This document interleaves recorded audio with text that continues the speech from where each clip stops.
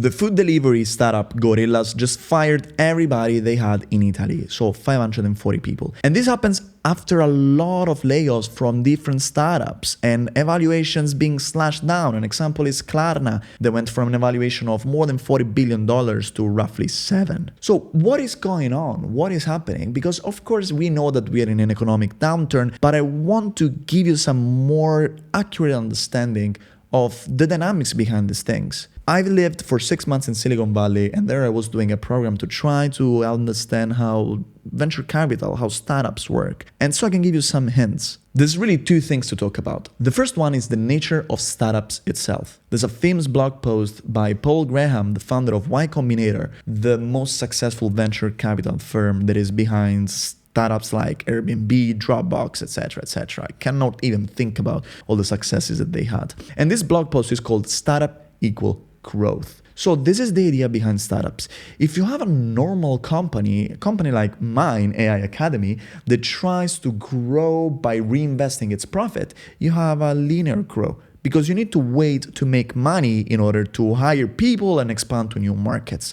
So startups, since all they are about is growth, they found a trick to grow faster than the money that they make will allow. And that trick is called venture capital. Venture capital in Silicon Valley is often referred to as steroids for a company. What basically means is that a company under venture capital can grow much faster than its revenues would technically allow. All you have to do is convince some venture capitalists that you're gonna grow, that at some point in the future, you're gonna make enough money to justify all the people that you hired in the past. And that's the biggest issue. If that works, you end up with companies like Facebook. It was a startup that was getting a bunch of venture capital money. And all the people that invested in Facebook in the early beginning, they made a hell lot of money.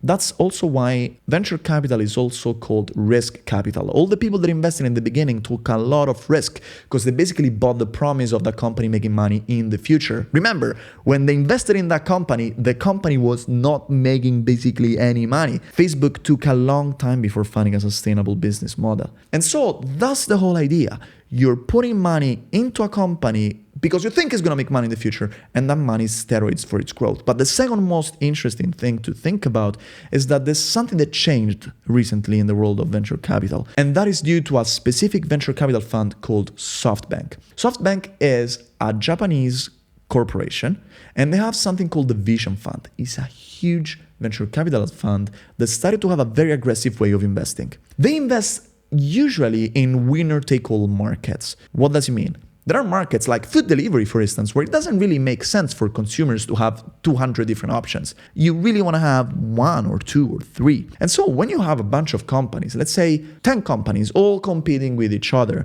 what SoftBank started to do was to pick one and cover it with money. One example was a company called WEG. It's a dog walking startup. What does it mean? It's like Airbnb to find people that are going to walk your dog. And SoftBank gave this company more than $200 million. The reason why they do that is pretty simple. Imagine you're one of these 10 startups, okay? So you're trying to compete with 9 other startups to win the market, because again, it's a winner-take-all market. Imagine that one of your competitors gets $200 million. You're screwed, basically. There's not much you can do about it. And so the Vision Fund found this kind of brute force approach to venture capital, showering a company with money and then basically making it win by default.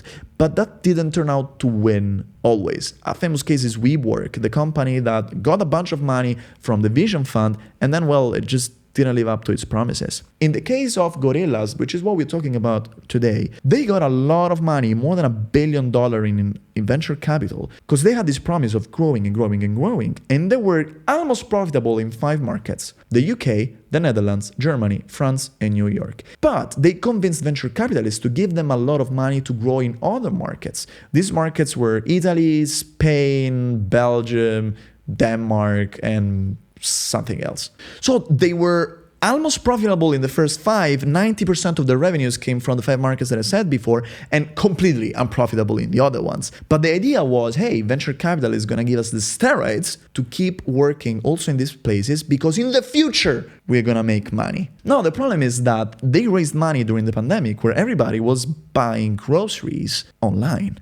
And so they said, venture capitalists, give us the money because this is the growth that we're having and we're gonna be profitable right here. The point is, when the pandemic ended, orders started to grow not anymore exponentially, but just started to kind of plateau because people ended up going again outside to buy their groceries. And so they had to readjust their growth projections, and they figured out that they were going to be profitable in these new countries basically never or in too long. And they didn't have enough steroids to sustain their business in these countries. So the only thing they had to do was to completely shut down. And in Italy, they had to fire the entire company. All Gorillas Italy has been fired. 540 people. This is the nature of the startup business. High risk, high reward potentially. Now, I hope you understood the dynamics behind it. I want to just say a little bit about, is this good or is this bad? Well, I think it's good because there are some specific companies, some really wild bets that need venture capital. Without venture capital, we wouldn't have a lot of social media companies, which some people may argue it would be a good thing, but that's a whole different story. We can talk about it in another video. We couldn't have a bunch of companies that did some crazy tech investments. We wouldn't have Google. We wouldn't have a lot of tools that are giving us value. The problem is when companies become kind of hallucinated by the success stories of some very specific lucky cases, and they think that everybody is going to be super rich. That's one problem. And the second problem is when companies don't take full responsibility. If you look at the press releases from Gorillas, they're basically saying, we're going to focus somewhere else. Thank you for everybody that worked in Italy. I wish you good luck. Well, I would say they should have taken some fucking responsibility for this decision. I read posts from people that worked and they just put their blood and sweat and tears in trying to grow the company in Italy. And I saw some of my friends using them. They made a great fucking job. Really, they grew super fast. The team in Italy was kick ass. They were really good. And all they got was, thank you, just focusing on Germany, So yeah, really? Nobody took responsibility for their decisions. They grew like crazy because they were completely hallucinated by the growth that they saw during the pandemic, and they just started hiring way too fast. Somebody needs to take responsibility. So these are some thoughts about the crazy stuff happening with Gorillas and the startups of today. Let me know your opinion in the comments of this video and follow me if you want to stay up to date on everything that is happening in the world of technology. Ciao!